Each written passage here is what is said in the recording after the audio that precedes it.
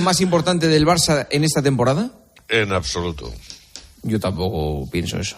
Emilio, si pudieras impugnar cualquier cosa de esta temporada, ¿qué impugnarías? Qué pregunta tan extraña. El churro de Negreira. El churro de Negreira. El tema de Negreira, que no hubiera existido, que hubiera desaparecido, ¿no? Esa es a lo que se refiere. Sí, aceptada, pregunta, aceptada, ¿no? La respuesta. Vale, Palomar, ¿los pitos a Messi lo acercan al Barça? No, yo creo que esa operación depende de más cosas, de que te piten o no. Yo creo que se puede largar, pero no tiene por qué ser al Barça. Albelda, ¿qué haría falta para que en el Valencia exista la barajaneta? De momento, buenos resultados y salir de ahí. Cañete, el Valencia lleva 15 días sin jugar. ¿Crees que le beneficia o que le perjudica? ¿Cañete? Bien, hemos perdido es una cortadura que él nos ha ido a la finca. Pues responde tú, Albelda, por él. ¿Le beneficia o le perjudica al Valencia llevar 15 días sin jugar? Yo creo que le perjudica y además jugar el último. Vale. Ciro López, ¿te asusta un Luis Enrique contra el Real Madrid dirigiendo al Chelsea? Sí, prefiero que lo coja después porque me haré del Chelsea a partir de ese momento. Vale. Antoñito Ruiz, ¿qué calificación le pones a la temporada del Cholo hasta ahora? Hasta ahora, un 6. Un 6, vale, pues me parece muy, muy bien. Compañeros, gracias. Esta semana os espero a todos en el partidazo. ¿Sí? Sí. Vale. A tu lado. Gracias, ha sido un placer. Un abrazo siempre a todos. Contigo. Señoras, señores, hasta aquí Tiempo de Juego. Horas y horas, desde las 12 del mediodía que comenzaba Eri y hasta ahora, que hemos acabado. Es la 1:30. Mañana estamos con ustedes en el partidazo a partir de las 11:30. Disfruten de las vacaciones y si no las tienen, disfruten de la vida siempre con la radio. Adiós. Soy el fuego que arde tu piel. Juanma Castaño. Tiempo de Juego. COPE. Estar informado.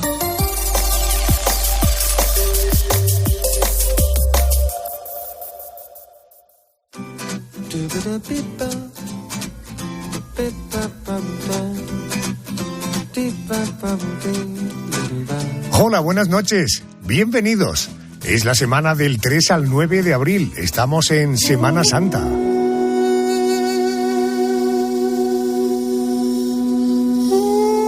Hemos trabajado duro para que el programa de esta noche te resulte como mínimo entretenido. Ahí está, el supermanitas del programa, el realizador Javier Campos. Vamos con los superhéroes que nos anticipan el contenido de esta noche. Por ejemplo, La Mensajera. Ella es querida Yolanda Guirado. Muy buenas noches. Buenas noches, Adolfo. Aquí está La Mensajera una semana más. Traigo un mensaje para esos oyentes a los que les apetece contactar con nosotros. Si usted se está preguntando cómo hacerlo, le cuento. Puede mandarnos un correo electrónico a lanochearjona@cope.es. También pueden mandarnos un mensaje a través de las redes sociales. En Twitter somos La Noche Arjona y en Facebook La Noche de Adolfo Arjona. Y si lo prefiere, puede mandarnos una nota de voz por WhatsApp. El número de teléfono, el 650-564-504. Hace muy poquito parece que andábamos despidiendo el año. Ya estamos en Semana Santa. ¿Qué nos queda para volver a la Navidad de este año 2023? Pues el tiempo vuela, Adolfo. Faltan 273 días para que termine el año. La dama oscura del programa nos anticipa el expediente de la crónica negra de hoy. Hoy abrimos el expediente, Adolfo, de James L., que era un delincuente habitual que pasó varias veces por la cárcel por distintos robos, pero que a la historia ha pasado por un asesinato. Mañana, 4 de abril, se cumplirán 55 años del asesinato de Martin Luther King. Ella es Mónica García. 1, 2, 3. Después del boletín de las 2, una en Canarias especial. Por tanto, la especialista del programa es Carmen Cerván. Buenas noches. Hola, Adolfo. Buenas noches. Pues hoy vamos a recordar a una mujer pues de la que nos acordamos todos los años en Semana Santa, porque nos dejó precisamente un Viernes Santo. Y en esta noche, primeras horas del Lunes Santo de 2023, recordamos a Encarna Sánchez. Andrés García, en el porqué de las cosas de esta noche tendremos cosas como qué. Bueno, todo Semana Santa, Arjona. ¿Por qué se dice estar como unas Pascuas? ¿Cómo son los capirotes y cuántos tipos hay? ¿De qué están hechas las torrijas? ¿Por qué la Semana Santa siempre coincide con la luna llena y algunas cosas más? El Dati de cuestión del programa es Pedro González. Querido, buenas noches. Hola, querido. Hoy no me ha planteado ninguna pregunta, se la ha dejado todo Andrés para que tenga protagonismo. En todo caso, sí has estado ocupado viendo correos, mensajes en las redes, en el buzón de voz. ¿Qué has encontrado? Ahí está, tío. Manuel Galvín nos escribía un correo que decía: hola, amigos, me gustaría que me dijeseis el nombre del cantante de vuestra sintonía, que creo que es una versión de Moon River. La verdad es que me flipa oírla los domingos tras el partidazo de COPE y me encantaría escucharla completa. Muchas gracias y espero la respuesta. La sintonía es así.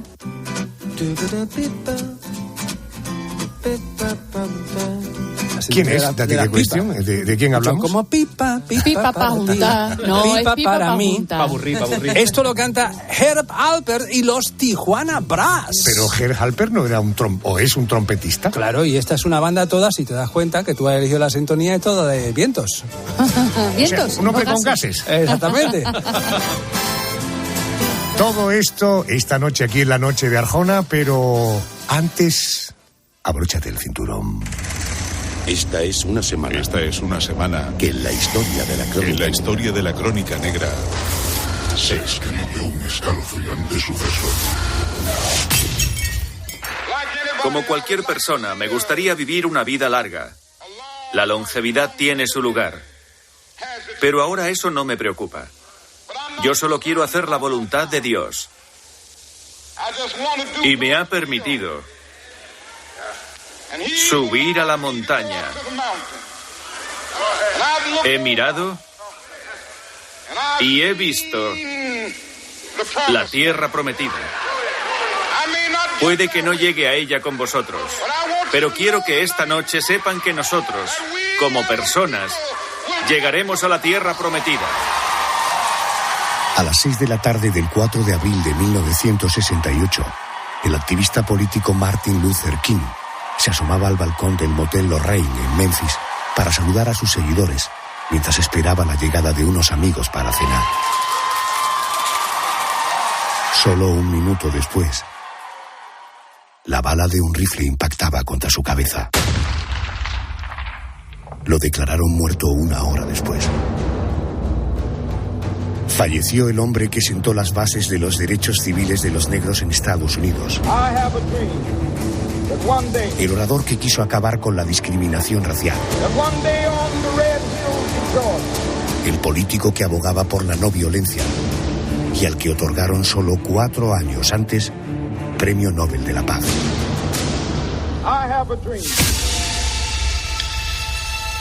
Su asesino, el delincuente racista James L., se dio a la fuga, pero fue detenido 2 meses después en un aeropuerto de Reino Unido cuando intentaba huir a otro país. Aunque en un primer momento confesó su crimen, después se retractó. Así abrió la puerta a una conspiración que sigue viva en nuestros días y que situaría en el punto de mira a la mafia y al propio gobierno norteamericano. Tesis que apoyaban la esposa y el hijo de Luther King. Es un asunto muy importante, porque hay muchas entidades involucradas y que tienen miedo a que si reabren este caso, podría implicar a un montón de personas, y eso provocaría que los norteamericanos perdieran su confianza y su fe en, tal vez, nuestro sistema político, quizá en nuestro gobierno. A pesar de la hipótesis del complot, James L. fue condenado a 100 años de cárcel.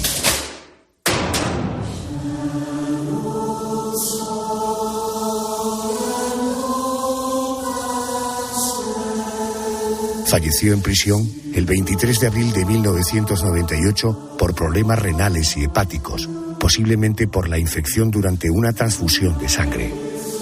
James tenía 70 años y, conspiraciones aparte, pasó a la historia como un asesino, mientras que su víctima, Martin Luther King, lo haría como un héroe universal.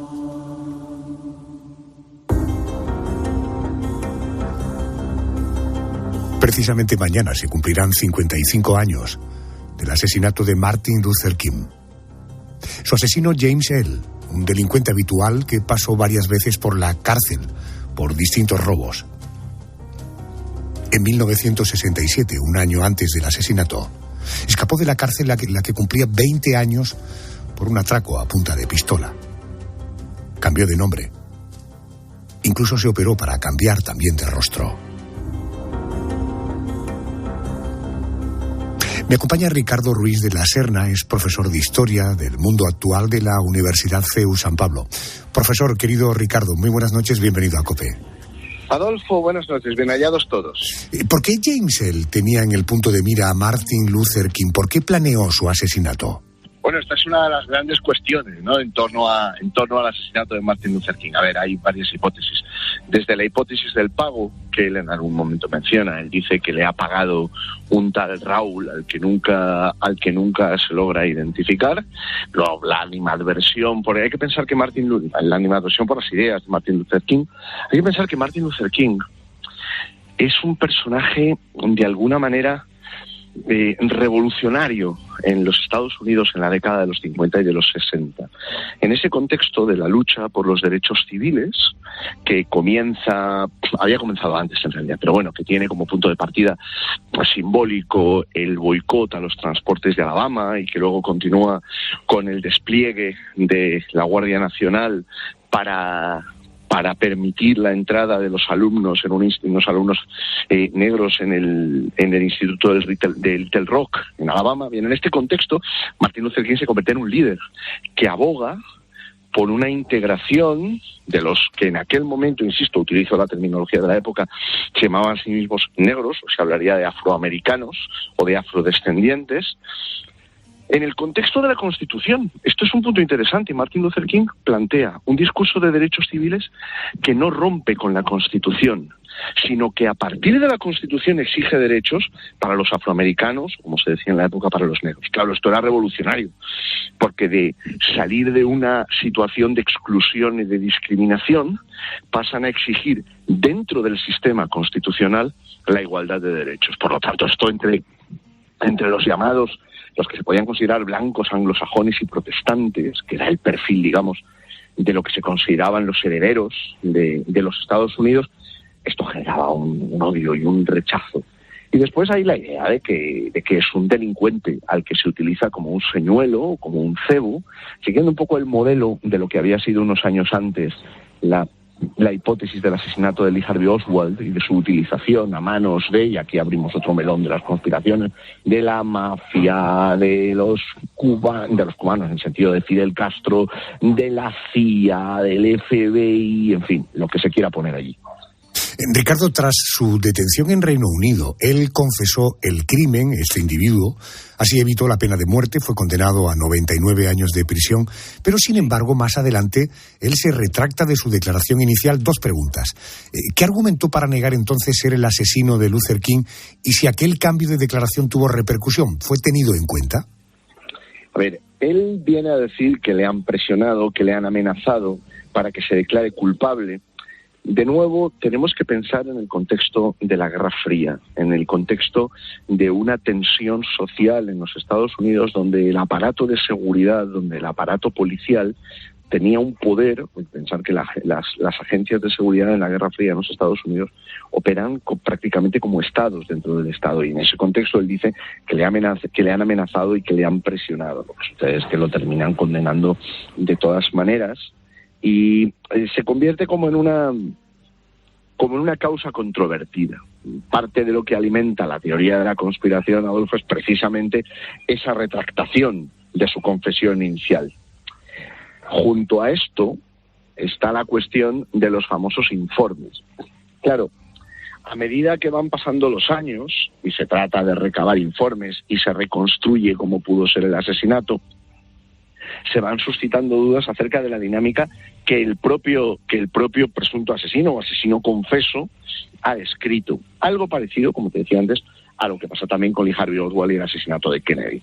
La interpretación de las imágenes, la interpretación de los informes que se hacen reconstruyendo la trayectoria de las balas y la viabilidad o no de que él fuera el asesino de Kennedy, alimentan esas teorías de la conspiración a las que él da pábulo diciendo yo me confesé culpable, pero porque me amenazaron, porque yo en realidad era inocente.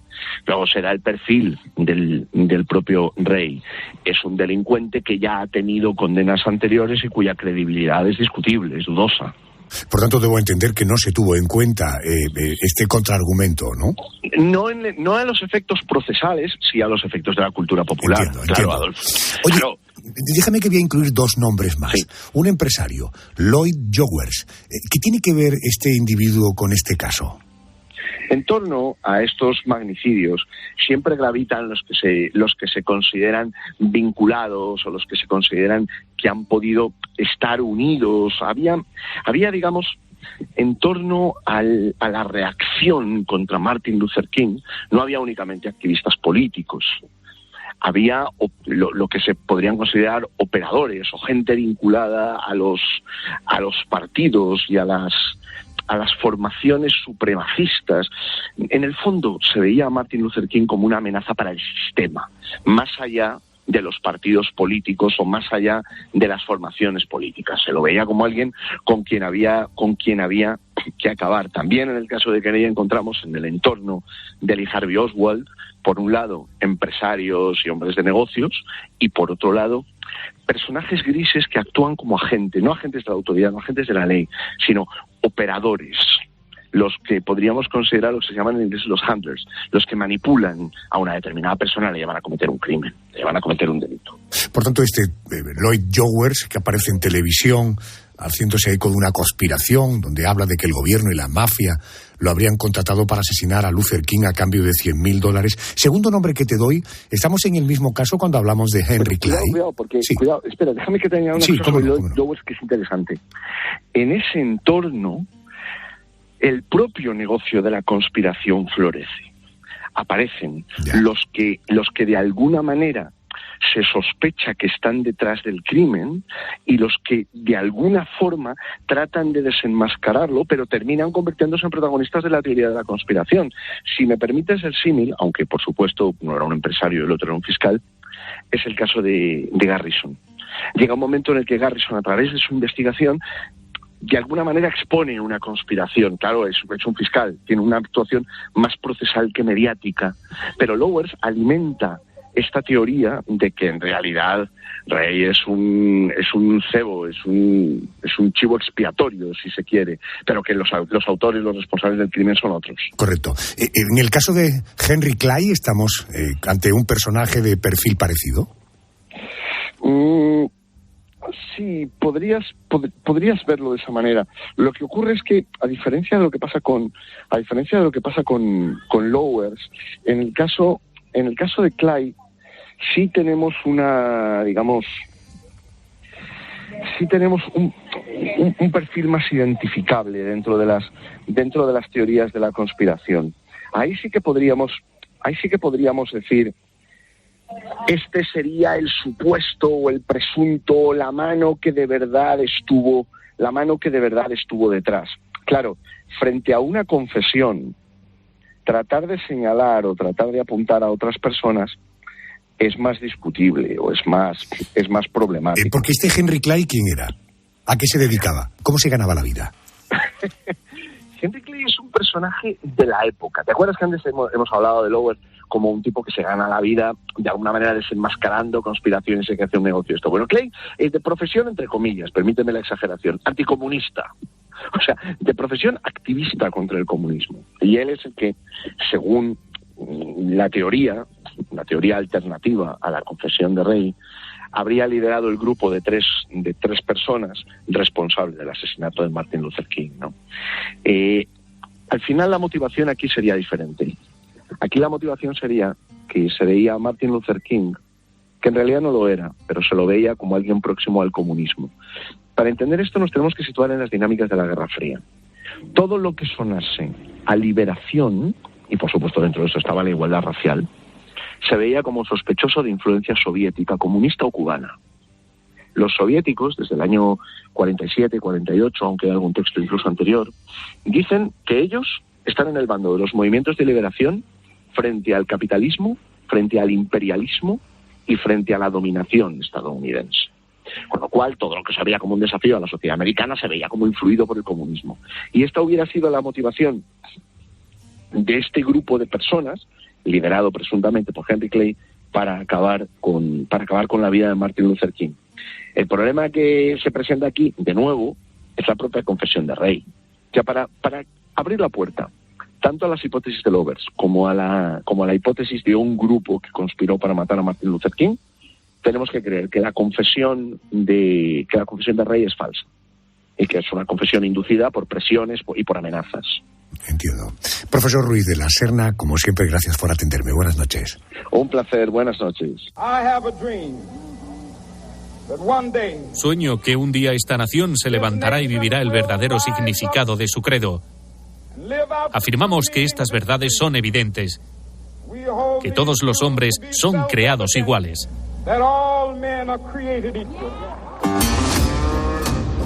Es la famosa frase de Martin Luther King, que pronunció en un discurso que ha pasado a la historia, con el que concienció a la gente de que todas las personas tenían derechos, entre ellos el de votar, algo vetado a los negros por aquella época. Han pasado casi 55 años de su asesinato y hoy en 2023 me pregunto, ¿qué queda de su figura en Estados Unidos? Vamos hasta Washington, allí me espera el corresponsal de COPE. Querido Juan Fierro, buenas noches. ¿Qué tal, Adolfo? Buenas noches. Vamos a situarnos primero en lo que ocurrió hace 55 años.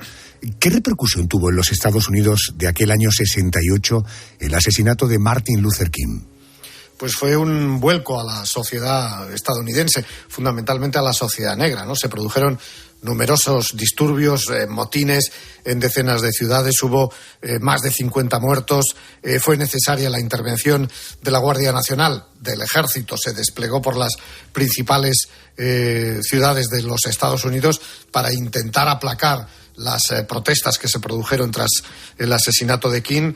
El 9 de abril el presidente Johnson decretó un día de luto nacional en honor de Martin Luther King y era, fíjate, la primera vez que en Estados Unidos se decretaba un día de luto nacional por una persona de raza negra. El funeral fue multitudinario, pero te podría decir en una frase para resumir que de alguna manera el país se dio la vuelta, ¿no? Y que fue muy consciente de lo que podía pasar y del dónde podían ir a partir de ese momento.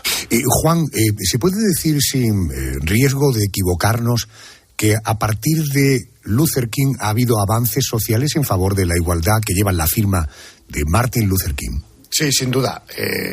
King ayudó a lograr la aprobación de dos leyes fundamentales para los derechos civiles en los Estados Unidos, que es la Ley de Derechos Civiles del año 1964 y la Ley de Derechos Electorales de 1965. Fundamental el derecho al voto de los ciudadanos de raza negra, que no tenían de derecho al voto. Cada uno de estos proyectos ayudó fundamentalmente a los negros a acceder a los derechos civiles a todo el país. Unas leyes que King empezó a discutir y a debatir y a empujar al presidente Kennedy, a John Kennedy. Kennedy es asesinado en noviembre de 1963 y Martin Luther King sigue con este trabajo y no es hasta la presidencia de Johnson, de Lyndon Johnson, que se aprueban estas dos leyes que siguen siendo fundamentales, ¿no?, en ese marco de los derechos civiles en los Estados Unidos. King escribió muchos artículos, dio muchos discursos, organizó muchas protestas y manifestaciones multitudinarias y no violentas en todo el país para llamar la atención sobre la discriminación racial aquí en los Estados Unidos y para exigir esa legislación fundamental sobre los derechos civiles para proteger los derechos de los negros en los Estados Unidos. Y esas dos leyes, la Ley de Derechos Civiles de 1964 y la Ley de Derechos Electorales de 1965, llevan directamente la firma, el marchamo de Martin Luther King. Oye, Fierro, la forma de luchar por los derechos de los negros que tuvo King contrastaba con la de otro personaje de la época, hablo de Malcolm X. ¿Se les considera de alguna forma el bueno y el malo, el hombre de paz y el hombre al que no le frenaba la violencia? Sí, si me permites, a Martin Luther King se le consideraba como el hombre que ponía la otra mejilla y a Malcolm X el hombre que sacaba la mano, ¿no?, dispuesto a pelearse con quien fuera necesario.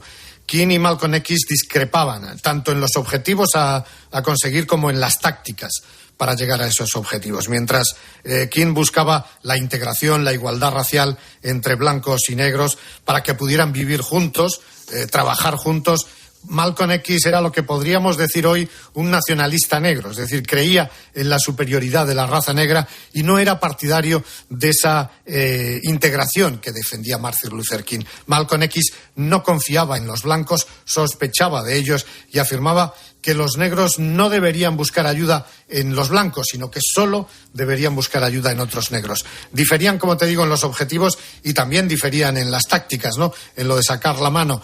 King creía en la no violencia como método para acabar precisamente con los comportamientos violentos. Malcolm X creía que la no violencia era un método muy lento y que además no servía para obtener ningún progreso y que era una señal de debilidad. Malcolm X creía en el orgullo negro y en conseguir sus objetivos utilizando todos los medios necesarios. Defendía la militancia negra tanto como método, como autodefensa, pero también como un desafío ante la sociedad que estaba dominada por los blancos en los Estados Unidos. Y en la América de 2023, ¿qué queda de la figura de King? ¿Es un hombre recordado? ¿Hay museos, hay fundaciones? ¿Está viva su memoria? Está muy viva la memoria. King nace un 15 de enero de 1929 y se instaura, tras su muerte, un día festivo en los Estados Unidos. El tercer lunes de cada mes de enero se celebra el día de Martin Luther King en los Estados Unidos y es un día festivo a todos los efectos. Hay muchísimos colegios públicos que llevan el nombre de Martin Luther King. Muchas bibliotecas públicas. La biblioteca de mi barrio, la tarjeta de la biblioteca pública de mi barrio tiene la cara de Martin Luther King y una frase que dice descubre tu sueño en la librería pública, ¿no? Es decir, está muy presente Luther King y hay una fundación que siguen llevando los familiares directos de Martin Luther King, que está muy presente en la sociedad estadounidense y está muy presente sobre todo cuando se producen problemas raciales que, como de sobra sabemos, se siguen produciendo con demasiada frecuencia en este país. Juan Fierro, corresponsal de COPE en Estados Unidos, desde su capital, desde Washington. Gracias por atenderme. Buenas noches. Gracias, Adolfo. Buenas noches.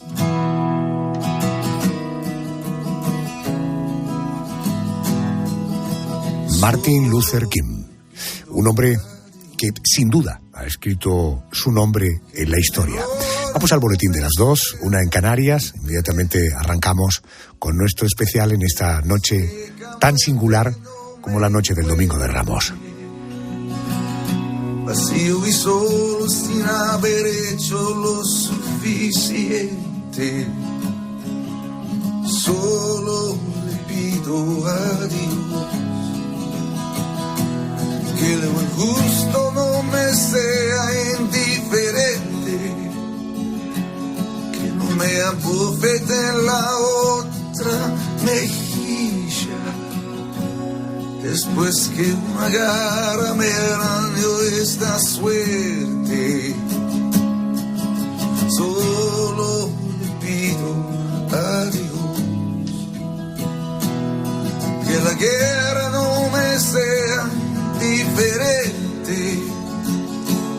Es un monstruo grande y pisa fuerte toda la pobre inocencia de la gente.